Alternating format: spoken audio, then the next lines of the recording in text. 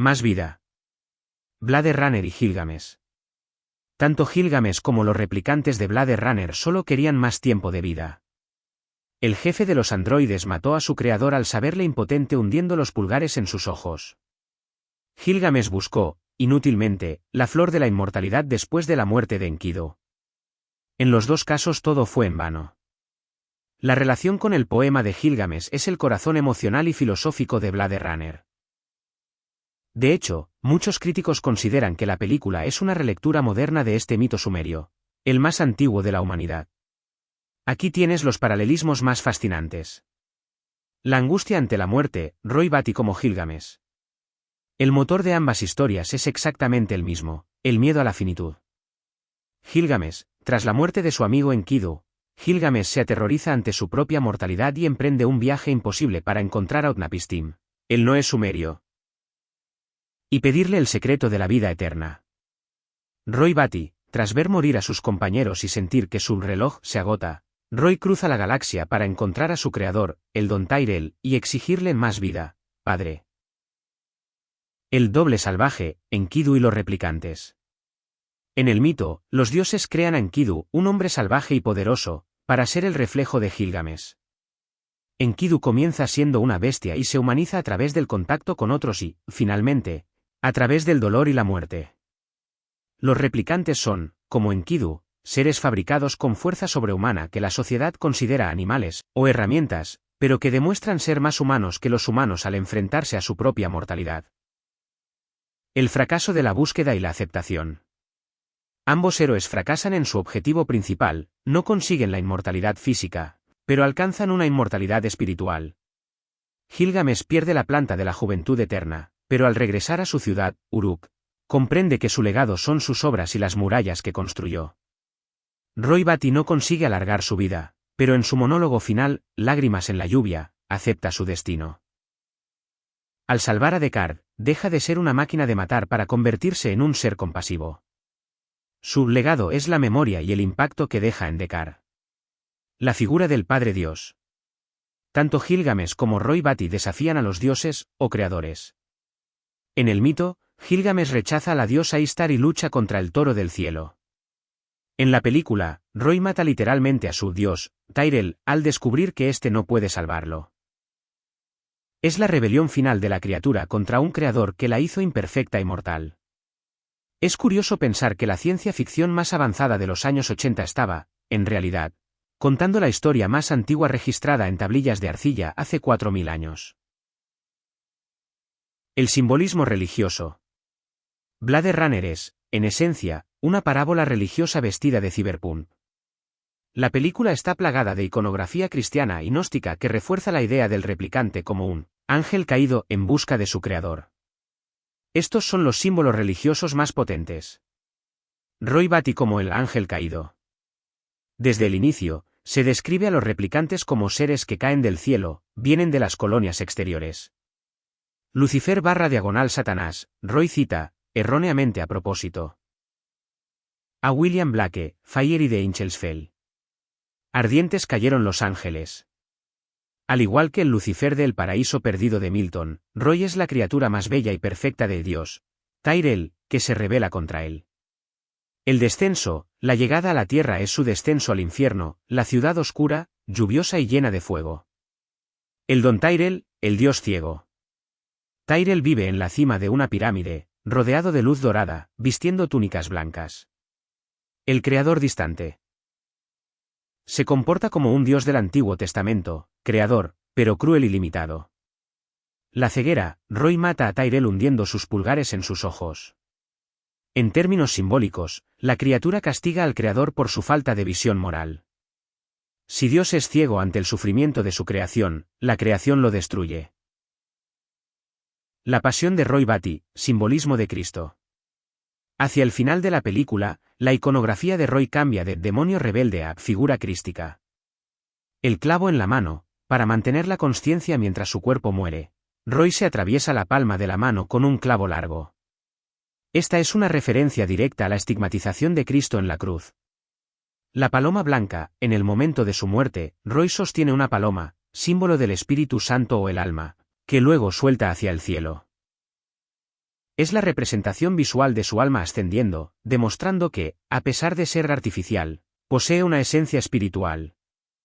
El sacrificio, al salvar a Descartes, quien intentaba matarlo, Roy rompe el ciclo de violencia y ofrece redención, un acto puramente cristiano de amor al enemigo. El ojo, el espejo del alma. La película abre con un primer plano de un ojo reflejando las llamas de la ciudad. En muchas tradiciones religiosas, el ojo es la ventana del alma. El hecho de que los Blade Runners usen el test Voigtkampf para analizar el ojo busca determinar si hay un alma. Empatía, dentro. Los replicantes tienen una obsesión con los ojos, visitan al fabricante de ojos, Chu, lo cual simboliza su búsqueda de identidad espiritual. La serpiente y el Edén. Zora, una de las replicantes, actúa en un club con una serpiente artificial. La caída, la serpiente es el símbolo del conocimiento y la pérdida de la inocencia en el Génesis. Descartes, al matar a los replicantes, actúa como un ángel exterminador que expulsa a estos seres de un mundo al que no pertenecen. Gnosticismo, la prisión de la materia. La filosofía gnóstica sugiere que el mundo físico es una prisión creada por un dios menor, el demiurgo, y que el espíritu debe liberarse. Los replicantes viven en la prisión de la carne, sus cuerpos tienen fecha de caducidad. Su lucha es una búsqueda de la gnosis, conocimiento/verdad, sobre quiénes son y de dónde vienen para poder liberarse de su esclavitud material. Ahora vamos con Blade Runner 2049. El contraste entre la lluvia de 1982 y la nieve de 2049 es uno de los cambios visuales más profundos y cargados de significado en la saga. No es solo una decisión estética, es una evolución del estado del alma de los personajes y del mundo que habitan. Aquí te explico lo que simbolizan estos dos elementos. La lluvia, el purgatorio y la disolución. En la película original, la lluvia es constante, ácida y sucia. El purgatorio, la lluvia crea una atmósfera de limbo. Los personajes están atrapados en una ciudad donde el cielo está cerrado. Representa la corrupción y el peso del pecado de una humanidad que ha destruido la naturaleza. La disolución, entropía, como dice Roy Batty, todos esos momentos se perderán en el tiempo, como lágrimas en la lluvia. La lluvia sirve para borrar la identidad.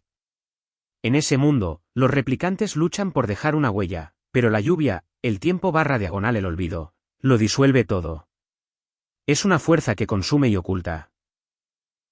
La nieve, la pureza y el despertar. En 2049, el clima ha empeorado hacia un invierno nuclear, pero la nieve introduce una pureza que no existía antes. La cristalización de la identidad, a diferencia de la lluvia, que mezcla las lágrimas y las borra, la nieve se posa sobre las cosas y las define. Cuando K muere bajo la nieve, no se disuelve como Roy, se queda quieto, sereno. La nieve es silencio y paz. El milagro. En la escena final, mientras K muere en la nieve real, Anna Stelline, la hija de Descartes, está creando nieve digital en su laboratorio. Este paralelismo sugiere que el sacrificio de K ha unido el mundo real con el mundo de los sueños. El despertar espiritual, para K, sentir la nieve en la palma de su mano es el momento en que confirma su propia humanidad. No importa si es un replicante, su capacidad de sentir el frío y la belleza del momento es lo que le da un alma. El cambio de ruido a silencio. Lluvia igual a ruido, la lluvia golpea, suena, es caótica. Refleja la lucha violenta de Roy Batty por sobrevivir a toda costa.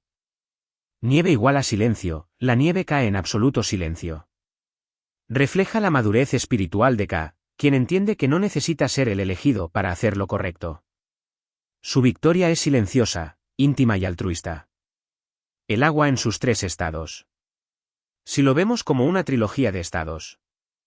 Lluvia, líquido, el caos, la búsqueda, el llanto, Roy. Hielo/nieve, sólido, la quietud, el sacrificio, la formación de una estructura moral K. Vapor/niebla, gaseoso, muy presente en ambas, representando la ambigüedad de la memoria y lo que es real. Un detalle curioso. En la primera película, Roy Batty muere sentado, como un rey o una estatua antigua, mientras que en 2049, K muere tumbado, una posición de descanso y entrega. La nieve actúa como una manta que cubre su sacrificio. Ahora vamos con las fuentes. Para construir este análisis, he recurrido a una combinación de fuentes académicas sobre cine, estudios de mitología comparada y análisis filosóficos que son clásicos en el estudio de la obra de Philip K. Dick y Ridley Scott. Aquí tienes las referencias principales en las que se basan estas interpretaciones. Para el análisis cinematográfico y estético. Salmon, Paul M., Future Noir, The Making of Blade Runner, es considerada la Biblia de la película. Detalla las influencias visuales de Ridley Scott, incluyendo la arquitectura de los figurats y la simbología de los ojos. Bucatman, Scott, Blade Runner, BFI Modern Classics, un análisis profundo del British Film Institute que explora la relación entre la tecnología, la memoria y la identidad urbana. Para la mitología y la literatura comparada. Campbell, Joseph, El héroe de las mil caras. Fundamental para trazar el paralelismo entre el viaje de Roy Batty /K y el mito de Gilgamesh, el héroe que busca la inmortalidad y encuentra la aceptación.